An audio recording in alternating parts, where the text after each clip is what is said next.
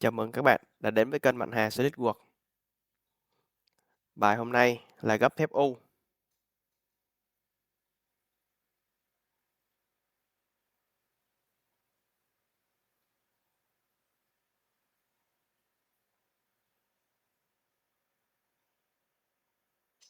Chúng ta bắt đầu.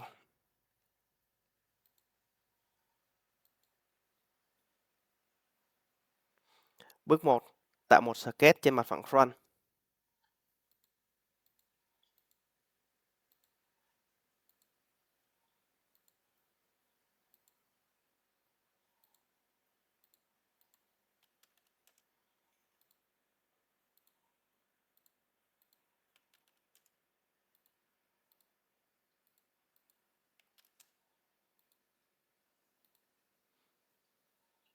Bước 2. Tạo thép U. Chọn tab Webman.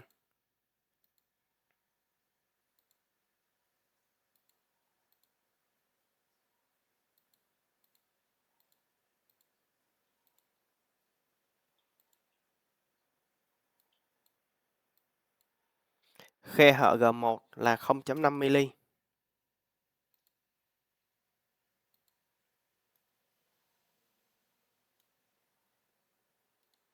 Sửa lại kích thước thép U.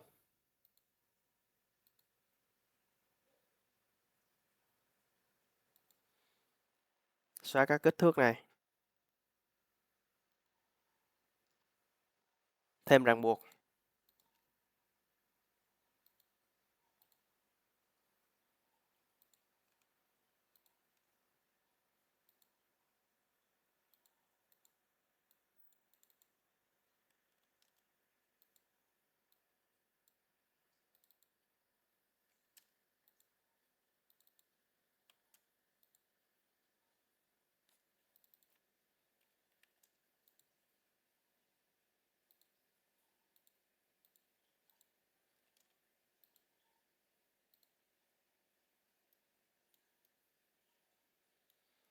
Bước số 3.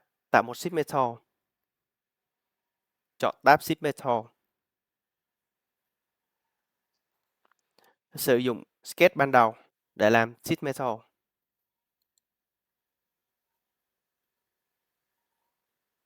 Direction 1. Chọn up to vertex. Chọn điểm này.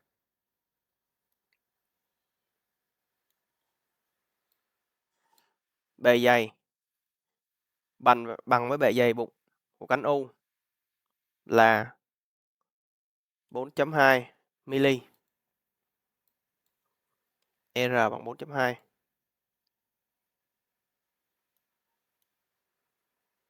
Đổi ngược chiều thép tấm lại.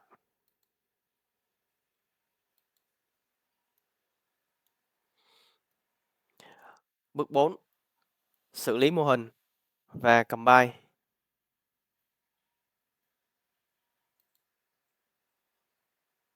Tạo một sketch trên mặt phẳng front.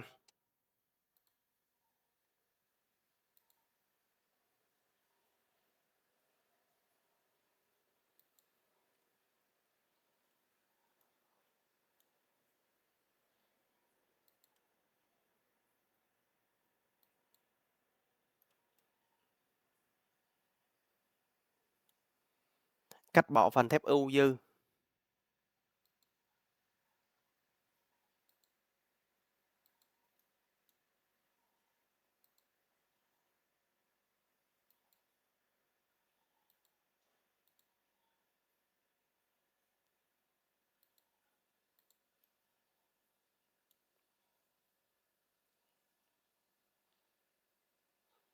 Chọn Insert, Feature, Combine.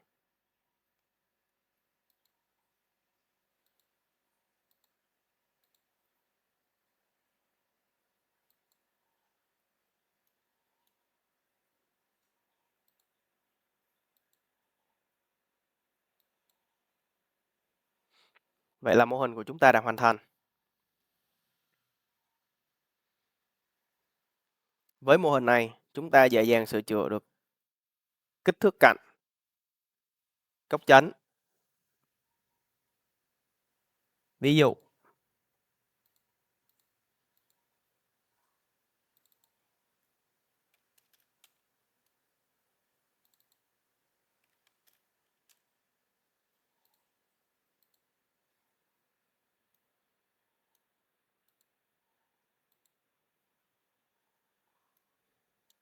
hoặc sửa kích thước thép U.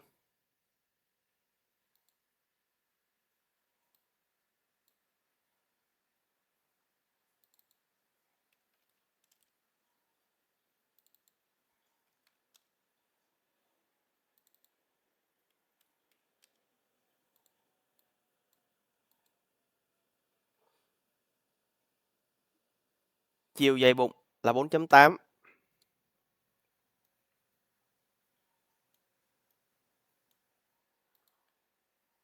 Sửa lại bề dày sheet metal bằng 4.8.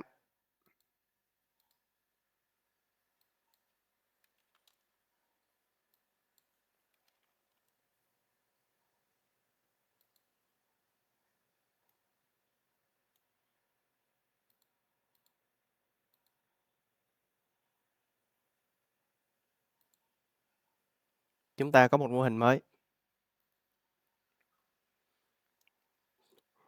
Trong trường hợp này là đang gấp cánh bụng của U. Bây giờ muốn gấp bên cạnh cánh thì làm sao? Chúng ta sẽ thay đổi như sau.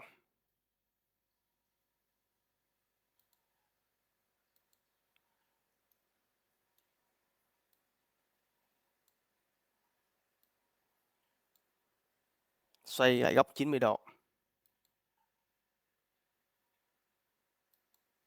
Chọn lại đường dẫn.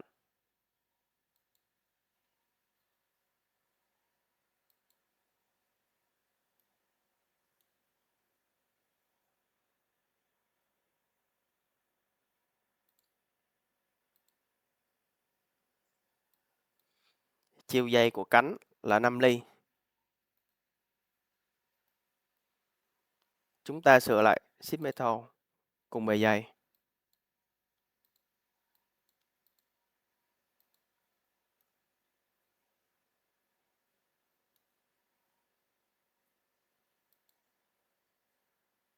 Sửa lại thép tấm.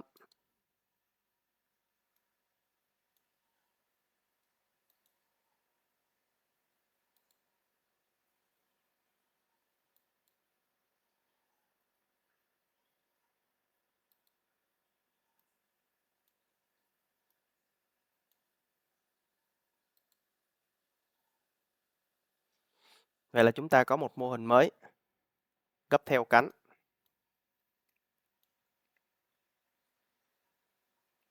Bước cuối cùng là lưu lại file step và mô phỏng bằng phần mềm Toolkit.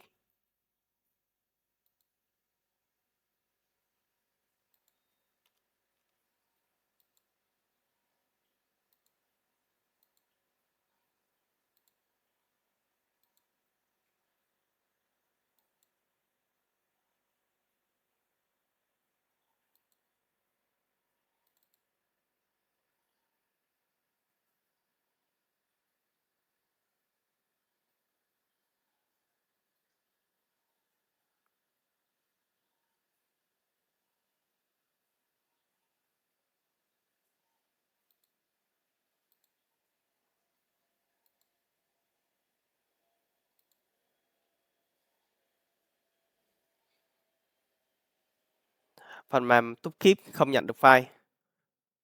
Chúng ta quay lại SolidWorks, sửa lại mô hình. Giống như bài thép V, thì bài thép U, đường cắt không được chạm vào cạnh này. Chúng ta sửa lại bằng cách tạo thêm một sketch ở đây.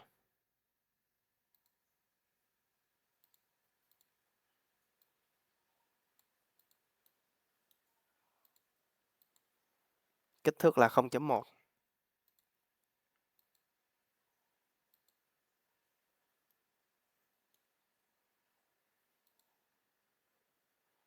Dùng lệnh Extrude. Direction 1 là chọn Up to Surface. Và chọn mặt này.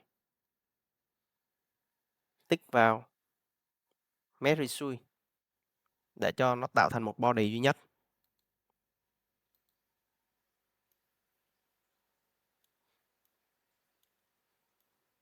Lúc này Đừng cách chữ V sẽ không chạm vào cạnh.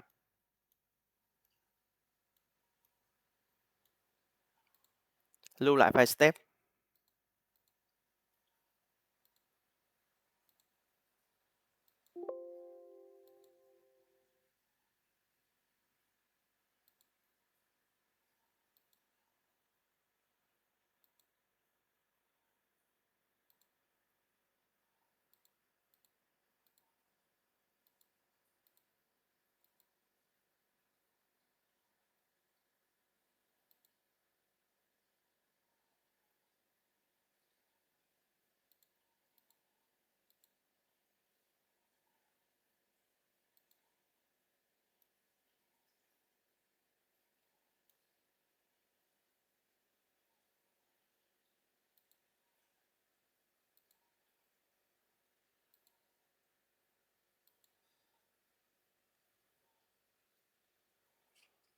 File step mới đã nhận được đúng.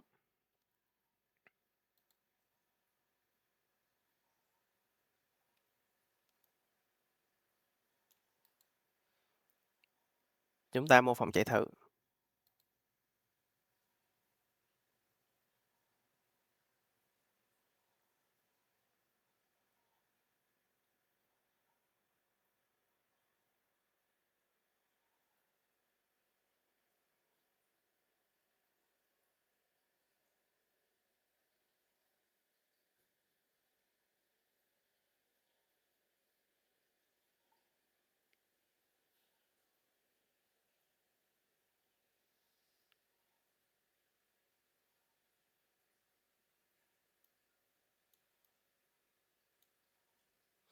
Bây giờ chúng ta xếp file và xuất code.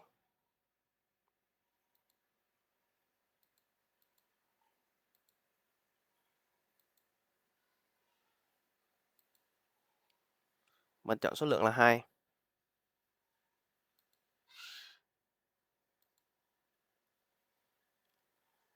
Xếp trên cây 1,2 m.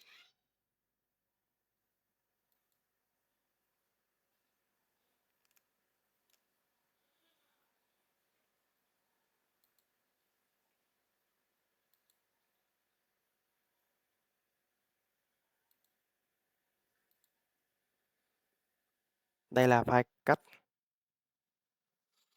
Cảm ơn các bạn đã theo dõi hết video. Xin chào và hẹn gặp lại.